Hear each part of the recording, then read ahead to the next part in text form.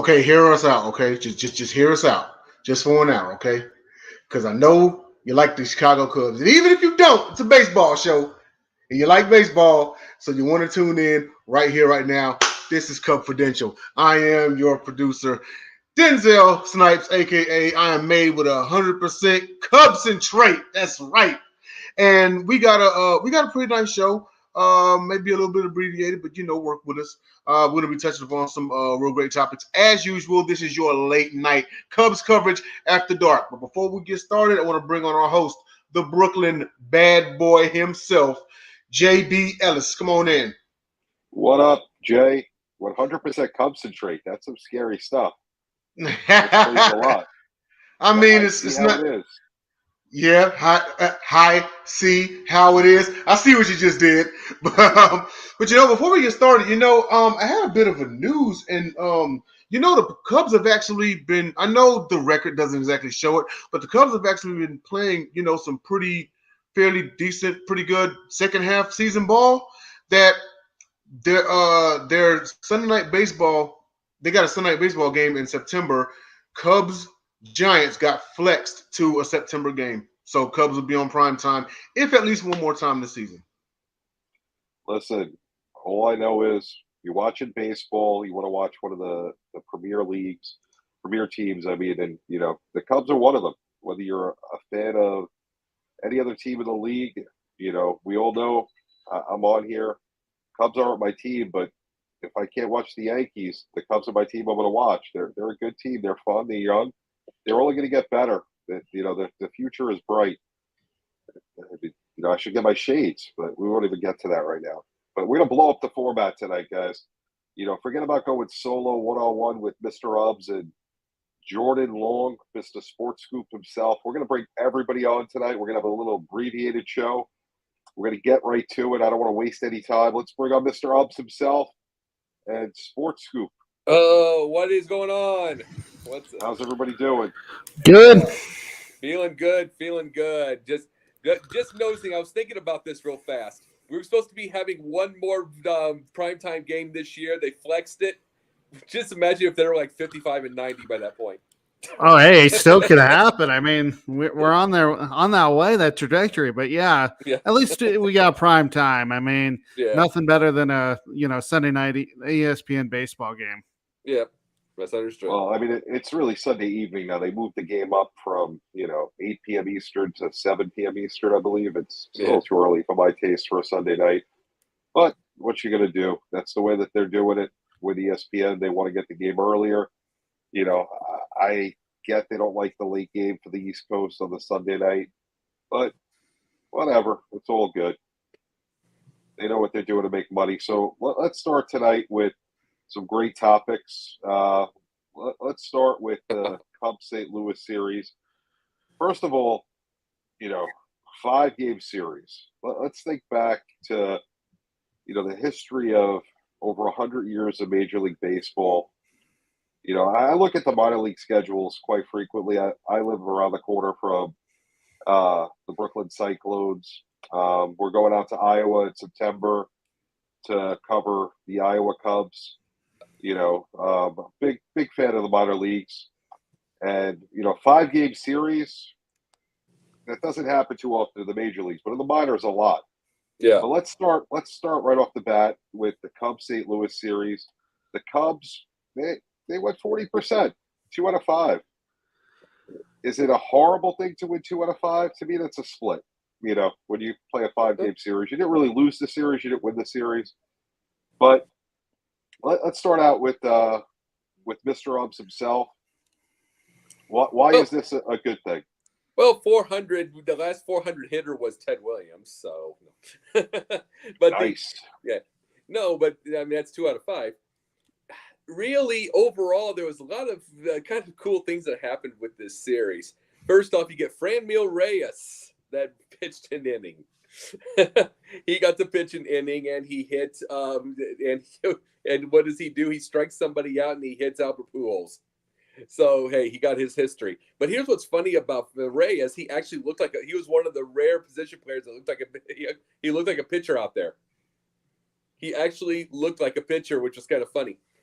But overall, I think the pitching went pretty well. There was a couple of tough shots and everything that went pretty well. And I'm not talking about the starting pitching. I'm talking about the relievers, because after the 7-inning first game, I think Ross just kind of went into a fetal position somewhere, decided to go back to normal and do his 3 or 4 innings, because everybody got 3 or 4 innings after that.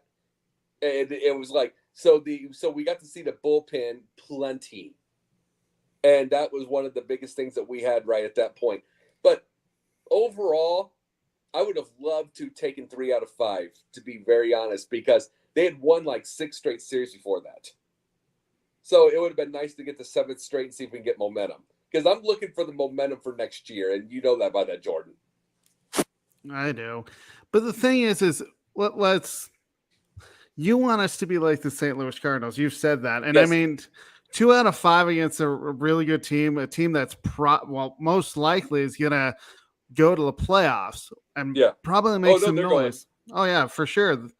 But you look at their team, Nolan Arenado, which honestly, great third baseman.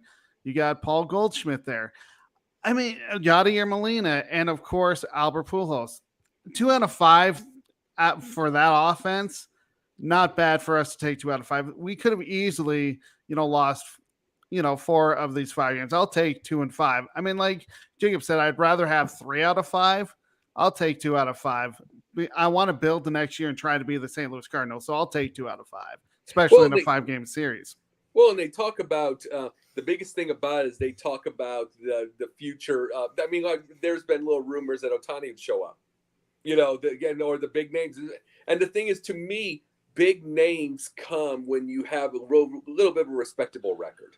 So that's why I'm trying to look for the end. You know me, I already said the whole deal with Ohtani, but there's no subject on it right now. Mm-hmm. So I'm just saying this part, I'd rather be able to get the wins and be able to have a chance than anybody else, because the Cardinals get them in the end.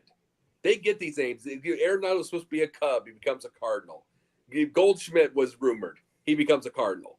It's like they will always win. That's why I want to see the Cubs start getting wins. That's why, to get respectable.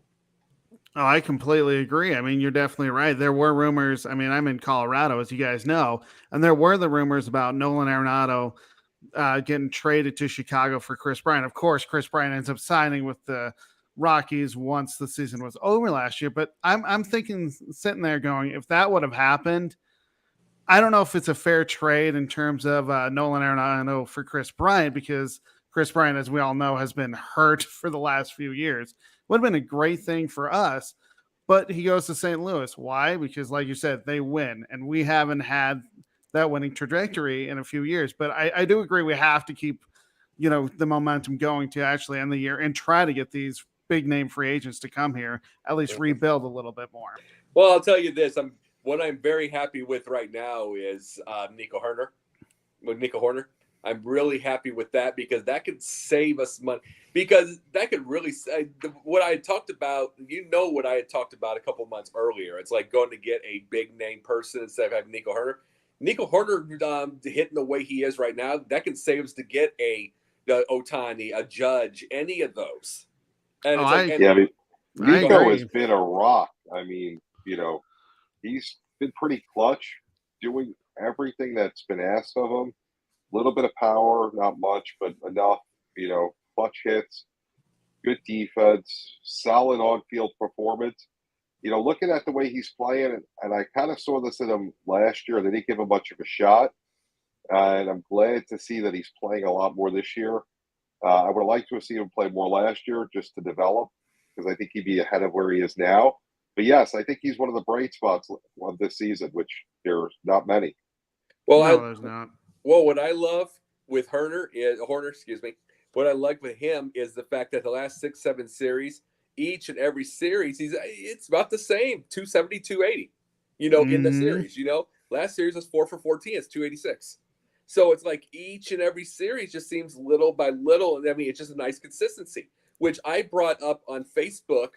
That when I brought up Ohtani is if you get him, there's no complaints, but I want a more consistent bat. Oh, I completely agree with that. So who's been the most consistent player on the Cubs over the last couple of weeks or since the All-Star break? Oh, Horner. Mm-hmm. Horner. No, there's no agree with question about it. My issue is Horner. It's been Horner, but he's been the only one because there's never a consistent lineup.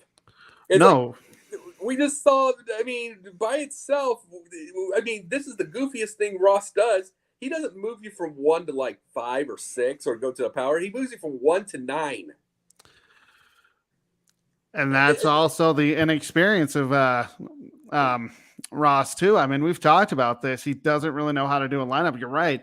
And we've talked about this earlier in the season. It's nice if you know where you're hitting every day, but yet we really don't know where everyone's hitting every day because he changes it. I don't know why he does that. I don't get it. Well, the thing about Suzuki, the biggest thing about Suzuki by itself, I've said this, I want him at the top, but he can be 2, 3, 4, 5, 6, 7. But like I said, but here's what's funny: the only real change that you see, the weirdest one is the 1 to the 9, like Morel. Mm-hmm. I mean, he was number one, and then all of a sudden the 9 spot. I mean, I don't get that. I don't even get what that thing is. I'll explain to you the old baseball logic to that. It almost goes back to when the pitchers used to hit at the 8 spot was like an important spot. The 9 spot with the DH is almost like a second leadoff hitter. The thinking is when you get to the bottom of the lineup, you want a good 9 hitter. So when you get to your 1 hitter, you get 2 guys on the core of the lineup when you get to 2 through 5. But I'm not putting my best hitter 9th. You know, I'm not putting my second best hitter 9th. Mm-mm. You know, I'm putting maybe my 6th or 7th best hitter there. You know, to me, if you think about lineup importance, right? Yeah. You go 1 through 9. Mm-hmm. To me, 1, your leadoff hitter is probably your second most important hitter. Your most important hitter is your 3-hole. Your cleanup hitter. Your cleanup hitter is probably your third most important hitter. Yeah. 2 and 5 are kind of like a tie. Then it would come 6, 7 would be, you know, or maybe 6, 7, 8 would be like kind of in order. But 9, I see where the importance is because when you get to 9, you know, later in games, you come 9, 1, 2. You want to get that, you know, string of hits together. But I'm not putting Morel, who in my mind is one of the really top hitters on the team at this point, in the 9 spot. I wouldn't do that. I wouldn't do that either. Yeah, but here's the issue. His idea of 9-1-2 is Morel, McKinstry, and McKinstry's in $1.72. And then Madrigal, which he was not as wonderful as we could get. So it's like this. I mean, I get your point on that, but look at the names. Mm-hmm. I mean, Zach McKinstry. I'm not disagreeing with you, but I mean, I'm just saying, you know, that's the logic and why the 9 hitter is important. But you got to build the whole lineup to the way it would be, and I don't think they have enough tools to do that to begin with. Well, he's leaving the tools out on the ground while it's raining. And that's a good analogy. I would agree with that. I mean, it doesn't even matter at this point. Yeah, it is a great point. You know, let's move off the St. Louis series. Let's go over to the Cubs-Milwaukee series. What was your overall thoughts of our trip up north, hour and a half up? Unfortunately, we only won one of those games, and that ends up being the first game. And honestly, that's when half went off. Had all of our runs, two home runs. You know, two home runs, which means, you know, he had 2 home runs, but there was a guy on, and he's hit him home with a home run. So he had all of our RBIs. But so in other words, Jordan, a 2-run homer. Yes, sorry, my it's okay. It's a little late. I know. Yeah. I'm just. But then you look at Saturday, we gave up a touchdown and an extra point. That was just frustrating. And the one thing that I didn't understand about this game, honestly, is Ross took Smiley out after 86 pitches. He was actually pitching pretty well. Didn't give up a run. Again, he was in a fetal position. Finding out, oh my God, 86. Oh my God, I might hurt him. You know, he might hurt him. But it's like, oh, I mean, he like had withdrawal symptoms not to get him out after 4. Well, and the same thing happened on Sunday, we lost 9-7. Sampson, I understand why he took him out. 3.1 innings pitch, 5 hits, but it was only 1 run, 61 pitches. This is what drives me nuts about David Ross, is he takes pitchers out when they're actually wheeling and dealing. I don't get it. So my question for you, is he over managing the team? David Ross, so. David Ross is the overprotective mom meets Karen of this whole. He just is. It's like he literally is going on the mound to wipe off their mouths or something like that after they had some ketchup on their side of the cheek. He does all that. I mean, he is ridiculous. He's ridiculous. He is the most overprotective wimp of a manager I've ever seen. I think that's inexperience, though, too. Yes. Oh, yeah. I've said that, though. We've all said it. Yes, we have. And it's like, it's like this is where you go to the minors, you figure things out, you know. And yeah, helicopter parent, you darn. Yeah, I would agree. Oh, he absolutely He's a helicopter. Is. I like it now. I can see the headline. You know, the arms out with like the helicopter, put it like the little hat with the propeller on top, the beanie. Jay, I mean, get on the graphics. Get on a confidential intern to make it happen. Oh, has to.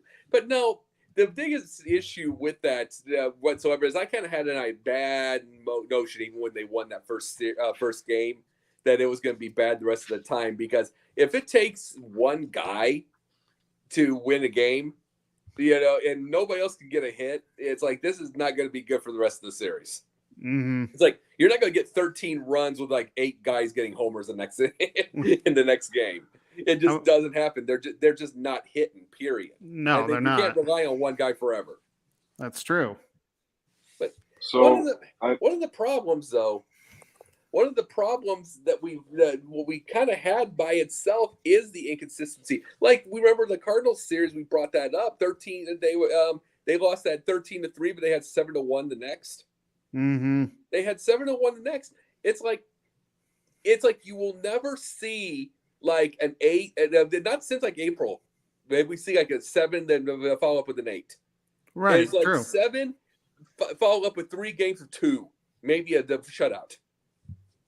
What it is, it's one side of the team will dominate a game. You'll have a great pitching performance.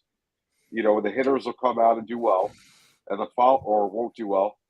And the following night will be opposite. You know, the hitters will do nothing, and the pitchers will give up a 10 spot. Right. It's frustration. It's really frustrating to watch. Yeah, it's frustrating to watch. You're right. No consistency. And again, I don't know if it's the lack of Ross or what's going in the front office, but I mean, it's just frustrating to watch the product on the field at this point. Well, what the problem is, and this is a problem in baseball in general, it's the strikeouts. Oh, yeah. I've said this. I hate them. I hate strikeouts. And it's like, it's like they're doing the strikeouts and the sacrifice to get more home runs to try to get more people. But I truly believe guys constantly on base and this actual strategy going on will bring fans back to baseball. I just do. It's like, you know, a Vince Coleman of this era would bring people back. A Ricky Henderson of this era would bring people back. Small ball? You want to see small ball? I don't mind but I'm just saying. I love small ball. I can't argue with it either. I don't mind it. I love it, but it's like I don't mind it myself. But here it's beyond. Remember, Ricky Henderson hit homers too. But the thing is, what is a set of fans going to do with nobody on base and 5 out of 6 strikeouts? So do you find baseball exciting when you see games with 10, 14 strikeouts? No, like nothing. No, not at all. No, it's terrible to watch. It's like and it's one of those.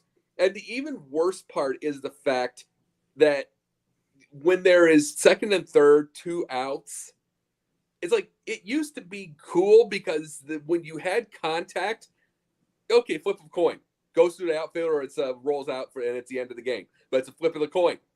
But when most of the time you're going to get a strikeout. It's just inconsistency. Well, they're trying to hit for the home run rather than trying to get a base hit. Well, and which is bringing terrible instincts. Mm-hmm. I mean, terrible. That's terrible instincts. It's terrible everything. They don't have good. I mean, they don't have solid hitting anything. That's the biggest problem that we have right now, is the fact that you can bring. They're talking about bringing Ken Griffey as the hitting coach on the, as the hitting coach of the Team USA. I was like, that's wonderful. He was a tremendous hitter. He might be a great coach, but the coach is only as good as people that truly want to learn. That's true. And he wasn't a big strikeout hitter either. He can teach you contact, but who wants to learn is the question. I'm not talking about anybody. Let's talk about learning. Let's talk about learning about some history. Let's talk about a team that was special. The 2015 Cubs, the first postseason team since 2008, 97 wins. Missed out on the World Series that year, but was a special team. What can you guys tell me about that special team? Oh, it was beautiful to beat the Cardinals. It really was gorgeous to beat the Cardinals, but it's like my head is always my head's always thinking it's like, let's enjoy this part now. It can't; those strikeouts cannot last forever. I mean, those home runs. Home runs cannot last forever, because then you get the lineup, like you get a pitching staff like the Mets. It's not going to continue, and then the strikeouts came, and then when the people were on base, and then they did not hit anymore. They weren't hitting anymore. They went for the home run, which they were getting on the Cardinals, but it's like it couldn't have ended. That's why 2016 was wonderful, because they had a lot more consistent hitting. They could go for the double. They can. You got to remember what got them the lead in the World Series in the 10th inning. Basically a seeing eye single opposite field. That was Ben Zobrist. See, and it's like those were not the kind of hits that were happening in 2015. No.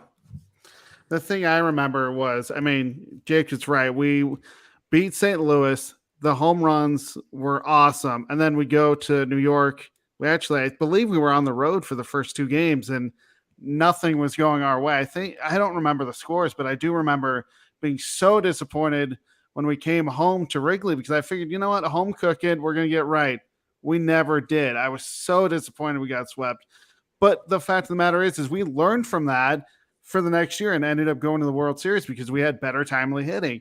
But it was a special group to, like it says here, is we didn't go to the playoffs since 2008. We've had some really miserable years, and then to go to the playoffs and beat St. Louis, that was great. Plus we beat Pittsburgh in the wild card game with a little bit of a fight, as I remember, because I think Jake Arrieta hit somebody, but either way, you took that momentum into the divisional series, and you actually won that and went to the NLCS. I couldn't have asked for a better year other than winning the World Series, even though that I was so disappointed we got swept by the Mets. Kyle Schwarber with some absolute bombs. Mm-hmm. That was fun. Yeah.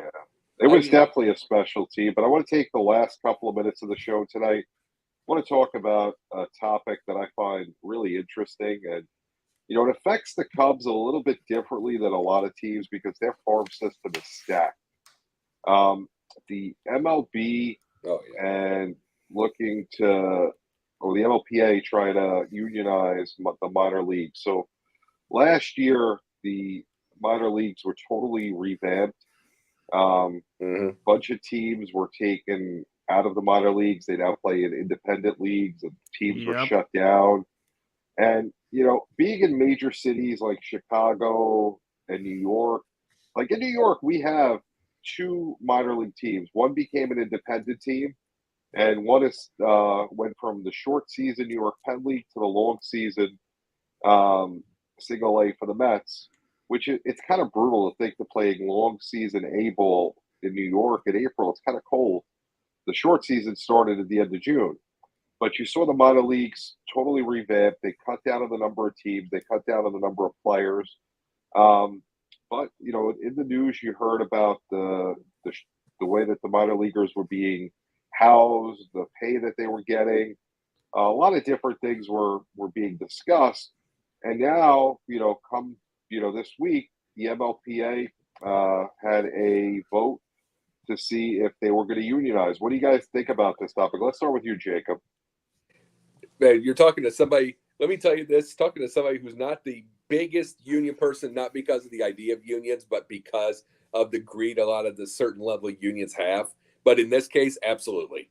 Absolutely. do you want to know what truly exposed all this? It wasn't Jordan being in baseball because the internet wasn't really around then. You know what really, it wasn't at all actually. You know what really exposed that? Tebow. Tebow got a $300,000 bonus. He was already a multimillionaire, already making his money through speeches. And then he goes, and then you find out that these players get $11 grand a year. I mean, they get $11 grand a year, 11.5 in double A, 11 in A and low A, 11.5 in double A, and 13 in triple, which is none of that is worth anything. And this is where you absolutely, yep, good job, thank you. Let's see, I have no reason to make it a name bird tonight, so, but no. The reason that I was bringing all that is the fact that, I mean, when you have a player like a Tebow who has all the money in the world, then you have all these guys that are probably gambling just to try to make their bills, that they're trying to get food. They're trying to get all this. And then you have, I mean, the Chicago Cubs this year have great apartments now. This is one of the first times we've seen with really cool apartments. Everybody else has been living out of hotels and, I mean, practically brothels. It's been horrible. And it's like, to me, if they get themselves unionized, the first thing I want to see is 40 grand a year for the A ball, and up to 60 for AAA. Absolutely, without a shadow of a doubt. And yeah, Jordan? I was just going to say, you know what? I think it's a great idea. I mean, like Jacob said, they don't get paid a whole heck of a lot. So if you look at the average Major League Baseball salary, it's way a far cry from minor leagues. It's $4.17 million. So if they get, 40 or 50 grand a year, you can actually, have better living conditions for them. I know when the Colorado Rockies used to have the rookie league here in Grand Junction, which they got rid of just because of, people getting, or what you said about, getting rid of minor league baseball. All these kids had to actually stay in these, homes, people's homes. If they can have, enough money, they can actually go to, a nicer place to stay. Of course, also what I like about it too is to have better benefits. We don't have good benefits for those minor league baseball players who end up getting hurt, don't have a great career, or even, have a major injury to end their career. I just think, pay them more, and have benefits. That's all they're asking for. I'm just gonna, Jacob, I'm gonna cut you off because we're running out of time.